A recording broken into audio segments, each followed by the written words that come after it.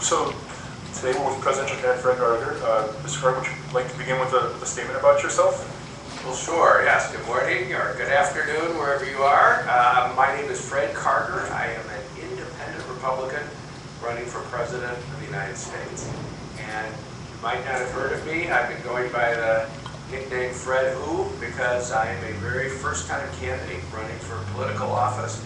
I've been in politics my entire life. I worked for 30 years professionally in politics, working on 9 presidential campaigns, dozens of gubernatorial, Senate, congressional races, and now I decided to step up to the plate because I'm concerned about the direction of our country under the current president. I think we're lacking a lot of what Ronald Reagan had that I worked for very closely, that just that spirit, that optimism, that ability to get along with people.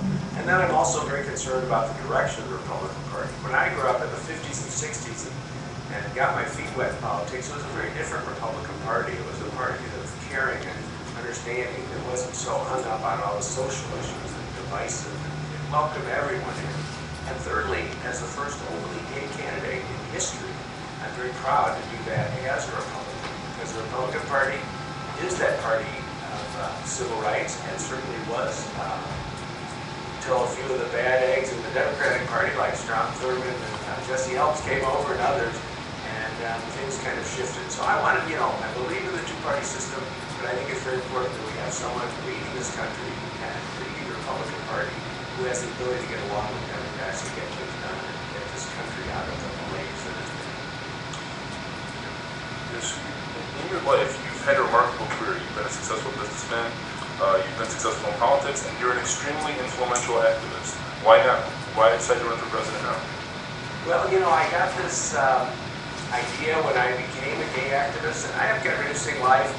It's in my memoirs, Fred Who, that are just coming out. I lived a double life. I was gay, always have been, but in Republican politics, particularly in the 70s, 80s, 90s, it wasn't necessarily an attribute, so I kept that on the down low. I was in a relationship for 11 years, but I never shared Jeff with anyone at work or my family. So when that finally was able to become public, and that really was just a little over 3 years ago when I became very active in the Prop 8 campaign, I had nothing holding me back from my dream, which was to run for political office. And at 60 years old then, 61 now, it was a little hard to work my way up, and I thought I could have a big impact on this presidential race, and I think I have to this extent. And so I'm in this. I've been doing this for 21 months. This is my 22nd trip to New Hampshire right now. I'm enjoying what I'm doing. I'm meeting incredible people, and hopefully I'm influencing a lot of lives along the way. I have a question for you from one of our viewers, Adam in Queens. Did you ever consider switching parties? Because Democrats, generally speaking, seem more comfortable with progressive social issues like gay rights. Well, yeah, I actually haven't been asked that question before, and yes, I have considered abandoning the Republican Party. Like a lot of people, I get very upset with some of the leadership of the party, some of the legislation and initiatives and constitutional amendments that come out of the Republican Party, and certainly the Republican Party platform. But that's kind of, I think, a cop-out. We can either stay and fight and try and change the Republican Party back to the Republican Party that I grew up with, or we can surrender everything and, every progressive or every gay, lesbian, transgender, bisexual person leaving it and going to the Democratic Party. But I think there's peril in that. Number one, look at Don't Ask, Don't Tell. It took 8 courageous Republican senators to come over and to support that. 15 courageous Republicans in the House. Recently in New York State, they passed the marriage law. There are 4 Republican senators. They were the margin of victory. They need our backing. And so New York joins 5 other states in Washington, D.C. and recognize women same-sex marriages. So it's very important that we work for us in to change the Republican Party. I have been reaching out all across these Republican parties, the Republican groups all over the country, particularly my 2 states of concentration, Iowa and New Hampshire, and I've been very well received by staunch conservatives. So I think it's important that I stay within the Republican Party, making it the party that I grew up with, welcoming everyone.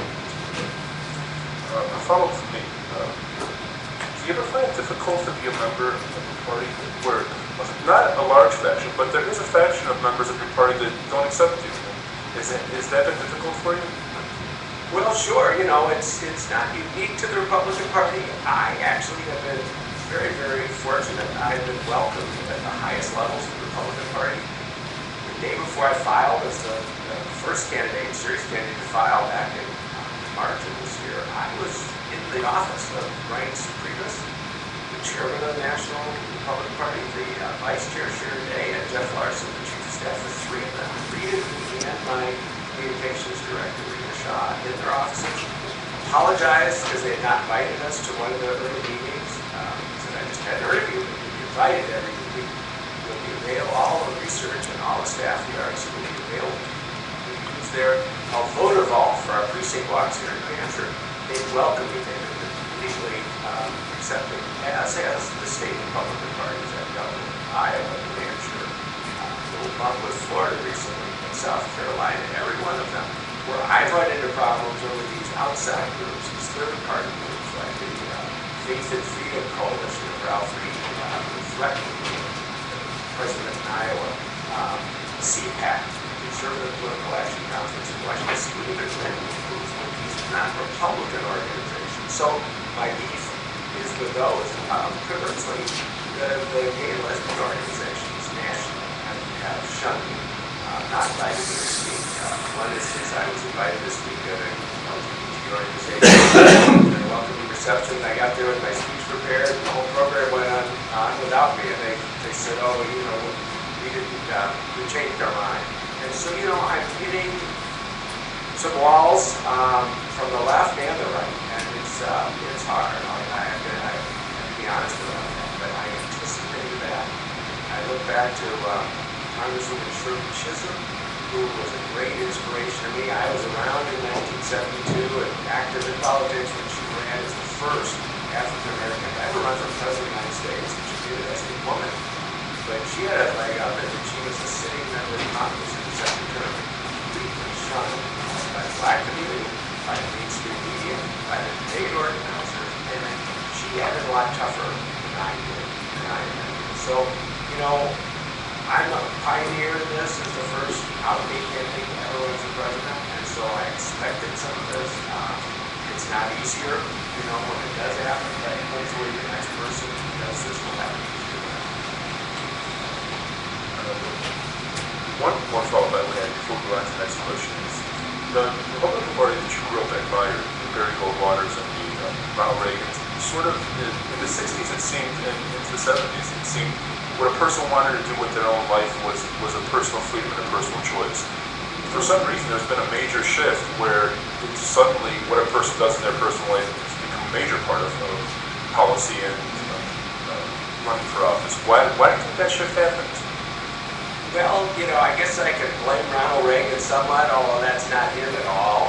But, you know, he really was the first, after Goldwater kind of laid the foundation to give credibility to this religious right, the social conservative, whatever you want to call them, and empowered them. You know, people like Jerry Falwell. Suddenly they had White House access, and you know, it was a great base for Reagan. He was a very smart politician. But what has happened is that Republican Party, which the basic tenet of the Republican Party is, you know, personal liberty, personal responsibility, small government, keep government out of our lives. Well, I get very frustrated when I watch these debates, like I'm sure a lot of people, and they look at these candidates who are Republican. Well, they want government in our lives in many ways, in spite of, you know, saying that they don't. And so the exceptions that they come forward with, I guess, are not my definition of Republican. Now, I'm not advocating that we run them out of the party. We have water from my work, very close to it in 1984, coined the term, Reagan's campaign manager, if you like, coined the term big tent. Well, that was new, and that is exactly the definition that Fred Karger has of the Republican Party. Not to throw people out because they don't agree with me, but to bring everybody in. Let's have a big tent of welcoming people, young newer people, and we're going to be extinct. Party, that elephant is going to be extinct like the dinosaur if we don't really move more to the center, move more to the against the people. So this party has a future, and that's what it is. I'm